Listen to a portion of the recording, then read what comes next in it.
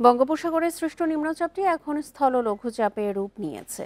এটি এখন দক্ষিণ পশ্চিম উপকূলে ভারতের ঝাড়খণ্ড ও বিহারে অবস্থান করছে। এর প্রভাবেই সারা দেশে হালকা ও মাঝারি বৃষ্টি হচ্ছে।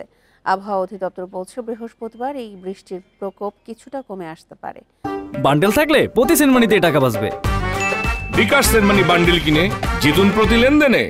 তবে বরিশাল, খুলনা, রংপুর ও রাজশাহীতে অতি ভারী বর্ষণের পূর্বাভাস রয়েছে। এ সময় লঘুচাপের এলাকায় দমকা অথবা ঝোড়ো বাতাস বইবে। একই কারণে উত্তর বঙ্গোপসাগর বেশ উত্তাল রয়েছে। চট্টগ্রাম, কক্সবাজার, মোংলা ও পায়রা সমুদ্র বন্দরে ৩ নম্বর সতর্ক সংকেত দেখিয়ে যেতে বলা হয়েছে। মঙ্গলবার সর্বোচ্চ বৃষ্টি হয় সিরাজগঞ্জের তাড়াশে ১৪৫ মিলিমিটার, আর রাজধানীতে হয়েছে ৪৫ মিলিমিটার বৃষ্টি। আবহাওয়াবিদদের তথ্য বলছে জুলাই মাসে সবচেয়ে বেশি বৃষ্টি হয়, তাই ২০ জুলাই থেকে আবারও সারা দেশে ভারী বৃষ্টির শঙ্কা রয়েছে।